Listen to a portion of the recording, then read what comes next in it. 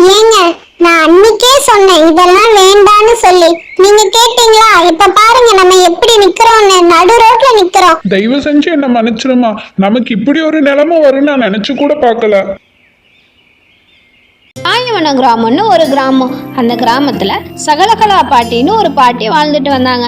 அந்த பாட்டி சின்னதா ஒரு தள்ளுவண்டி கடை வச்சு நடத்திட்டு வந்தாங்க. அதே கிராமத்துல ரங்கன் சொல்லி ஒருத்தன் வாழ்ந்துட்டு வந்தான். அவனோட குடும்பமும் ரொம்ப கஷ்டப்படுற குடும்பம் தான். அவனும் ஐஸ் வித்து தான் அவன் குடும்பத்தையும் நடத்திட்டு வந்தான். அதே தெருவுல சாந்தியும் சபரின்னு சொல்றவங்க 2 பேரு ஹோட்டல் நடத்திட்டு வந்தாங்க. அவங்களுக்குள்ள நடக்கிற விஷயங்களை பத்தி தான் இந்த கதையில நம்ம பார்க்க போறோம்.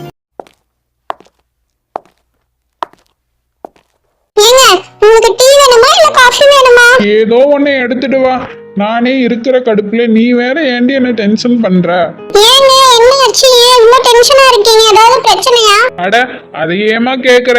எப்ப பாரு அந்த பாட்டியம்மா கடைக்கு எல்லாம் வராங்க, இல்லன்னா அந்த ஐஸ்கிரீம் கடைக்காரன் கடைக்கு வராங்க. நம்ம கடைக்கு ஒருத்தர் கூட வரதில்ல.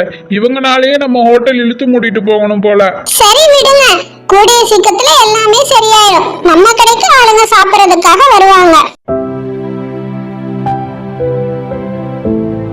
இங்க பாருமா, இன்னைக்கு நான் கொஞ்சம் சீக்கிரமா ஹோட்டல் போக வேண்டிய வேலை இருக்கு. நீ பத்திரமா இரு.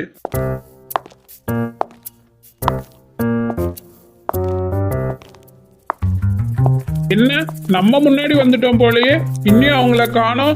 சரி, அவங்க எப்ப வந்தா நமக்கு என்ன, நம்ம உள்ள போவோம். ஹோட்டல்கார தம்பி முன்னாடி வந்துட்டார் போலயே, பரவாயில்ல. இன்னும் ஐஸ்கார தம்பி வரவே இல்லையே. சரி வரட்டும், பாத்துக்கலாம். ஓ, இந்த கிளவி முன்னாடியே வந்துருச்சா? அட இவனும் நிக்கிறானா? இவன் என்ன இன்னைக்கு சீக்கிரமா வந்துட்டானே? இவனுக்கு எப்ப பாரு நம்ம கடையை பார்த்துட்டு இருக்கிறதே வேலையா போச்சு. எப்பயுமே சபரி பாட்டியம்மா கடைக்கு வர ஆளுங்களை பார்த்தும் ஐஸ் கடைக்காரன் கடைக்கு வர ஆளுங்களை பார்த்தும் பொறாமப்பட்டுட்டே இருப்பா.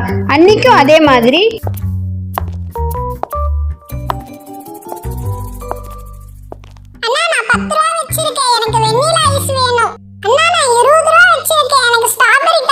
சரிங்க கண்ணுங்களா, நீங்க உட்காருங்க, நான் போய் ஐஸ் எடுத்துட்டு வரேன். அந்த 2 குழந்தைங்களும் ரங்கம் கடைக்கு போய் ஐஸ்கிரீம் சாப்பிட்டத ஓரமா நின்று சபரி பார்த்துட்டு இருந்தான். அதை பார்த்துக்கிட்டே ஏதோ ஒன்று யோசனை பண்ணிக்கிட்டு இருந்தான்.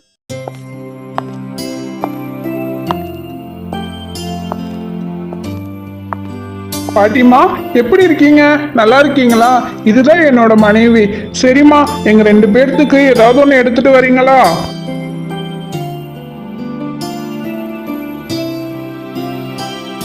உங்க கையில அப்படி என்னதாமா இருக்குன்னு தெரியல. நான் எப்ப சாப்பிட வந்தாலும் அந்த ருசி மட்டும் குறையறது இல்லம்மா. அது ஒண்ணும் இல்லப்பா, செய்யும் போது அன்போட செஞ்சா நான் மட்டும் இல்ல, யாரு சமைச்சாலும் அது ருசியா தான் இருக்கும். நீங்க சொன்னா சரியாதாமா இருக்கும்.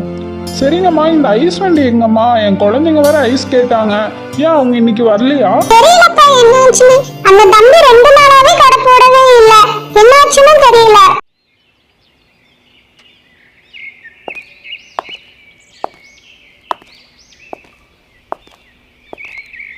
அட என்னாச்சு?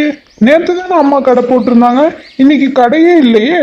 அந்த ஊர்ல இருக்க மக்கள் எல்லாரும் பாட்டியோட கடையும் ஐஸ்கிரீம் கடையும் இல்லாதனால அங்க இருக்க ரெஸ்டாரண்ட் கடைக்கு எல்லாரும் போக ஆரம்பிச்சுட்டாங்க.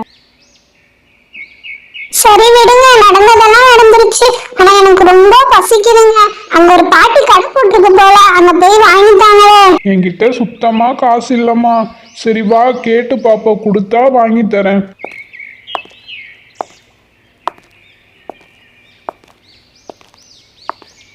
அம்மா, வீட்டில் யாராவது இருக்கீங்களா? இருந்தா கொஞ்சம் வாங்களே, என் மனைவிக்கு ரொம்ப பசிக்குதாமா. அட ஓகே தம்பி, வாங்க வாங்க, எப்படி இருக்கீங்க? பார்த்து ரொம்ப நாள் ஆச்சு. இது யார், உங்க மனைவியா? உட்காருங்க தம்பி. ஏதாவது சாப்பிடுறீங்களா? என்ன வேணும் சொல்லுங்க. அம்மா, என்ன ரொம்ப மன்னிச்சிடுங்கம்மா. நான் உங்களுக்கும் ஐஸ்கார தம்பிக்கு ரொம்ப பெரிய ஒரு பாவம் பண்ணிட்டேன். நீங்க இவ்வளோ அழகா என் கூட பழகுறீங்க, ஆனா உங்களுக்கும் அவனுக்கு நான் பெரிய துரோகமே பண்ணிட்டேம்மா.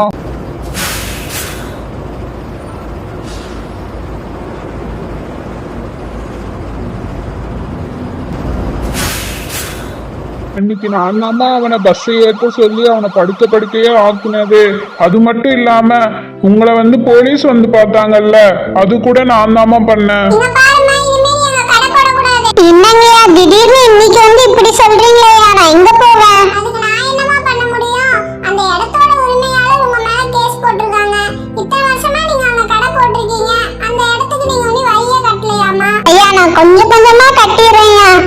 செஞ்சு என்ன கடை போட விடுங்களே. இங்க பாருமா, இனிமே நீ அங்க கடை போடாத, அவ்வளவுதான். அவங்க கேக்குற ஃபைனை கொடுத்துட்டு போயிரு, இல்லனா கோர்ட்டு கேஸ் போச்சுன்னா நீதாமா அலையணும்.